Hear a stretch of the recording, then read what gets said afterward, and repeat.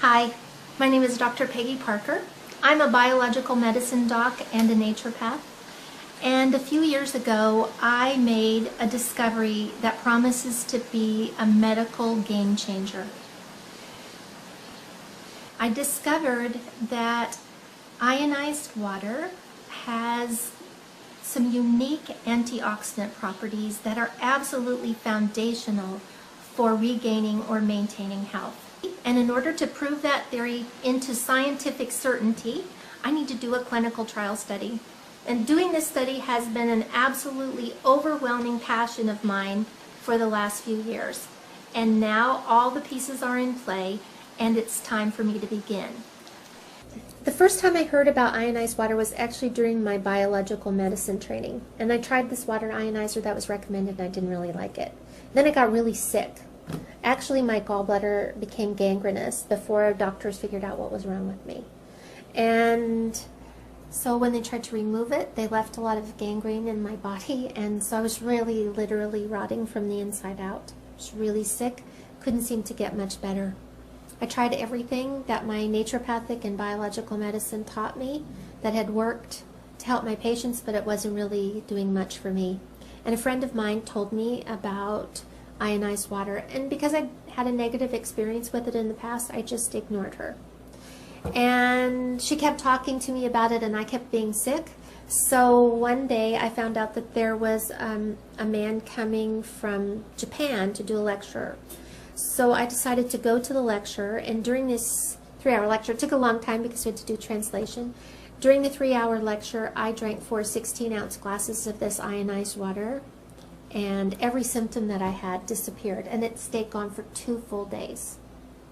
So I knew there was something important, I just couldn't figure out what it was. So I went home and I started thinking about it, and then I was like, oh, I think I might understand what's happening. So I went and bought an ionizer, arranged for 10 of my patients or friends who are all 60 years old or more to be part of an informal study.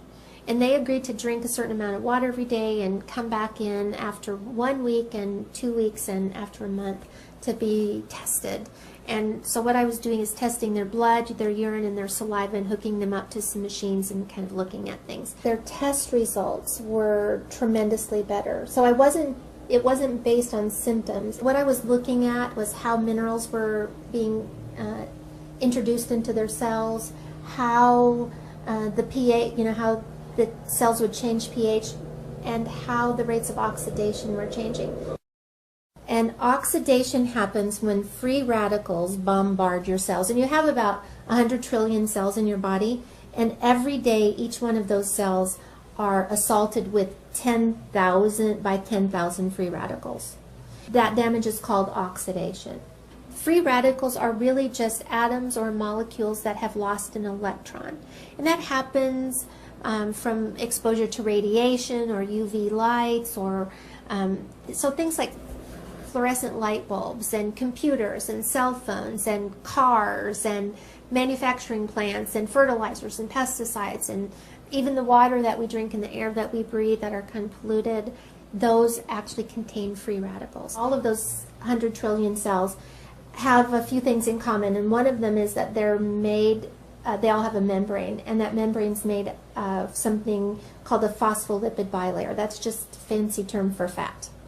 And fat is one of the things that's the most easily oxidized substances in your body. And we can see examples of that in your own kitchen. If you've ever fried anything and then later you try to clean that vent fan in your kitchen and that fat is thick and sticky, that's oxidized fat. Because our cell membranes are made primarily out of fat, as these free radicals enter our bodies, they start stealing electrons from the fat, causing a huge problem. That fat then changes its character. Instead of being a semi-permeable membrane that allows oxygen and water to flow freely in and lets carbon dioxide and a few other waste products out, instead of doing that, it starts to repel water, so the cell becomes dehydrated. It starts to repel oxygen, so now the cell doesn't have enough oxygen to produce energy. And inside the cell, carbon dioxide is trapped and other waste products are trapped, so it effectively makes a very unhealthy cell.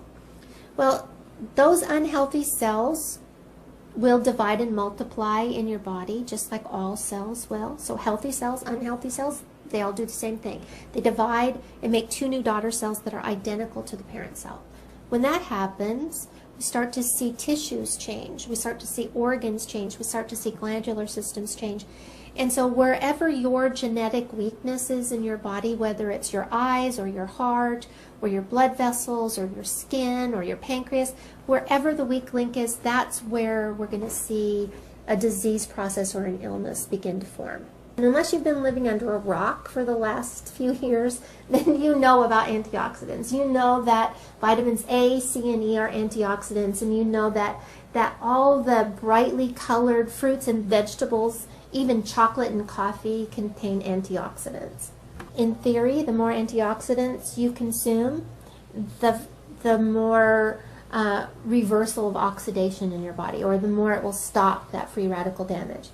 But there's a little known fact about these antioxidants that we take in supplement form or in our foods, and that is that as they do the very thing they're designed to do, which is quench a free radical, it becomes a free radical itself. So it donated an electron to a really bad free radical, and in turn it becomes a weak free radical. So you can see that it could slow down this process of aging and disease and death, but it could never really make a big enough impact to stop it.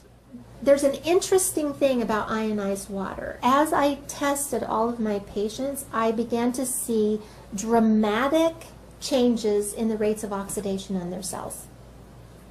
Couldn't figure out why, and then one day it was like a light bulb went off. I'm like, oh, this is about oxidation. What's happening is that as this oxidation disappears on their cells, everything else changes. I'd been focusing on the wrong thing the whole time. My colleagues have been focusing on the wrong thing the whole time. I had a friend who said, you know what, this is just like hydrogen fuel cell technology. What happens in a hydrogen fuel cell is that water's passed through an electrical field, splits the water up, so H2O becomes OH negative and H. So we have hydrogen. And in the presence of platinum, which exists in all hydrogen fuel cells, those hydrogen easily, freely give up their electrons. So now what do we have? We have a bunch of free electrons. In hydrogen fuel cell technology, those free electrons are put down a little wire and we get electricity. In ionized water, what happens is that those free electrons are recycled into the water. So that as we drink that water, we're actually taking in a bunch of free electrons. Now those free electrons will go and mitigate or quench those free radicals, and they don't leave anything in their wake. There's no weak free radical left over. This can actually stop the cycle of oxidation. Now, in the whole scheme of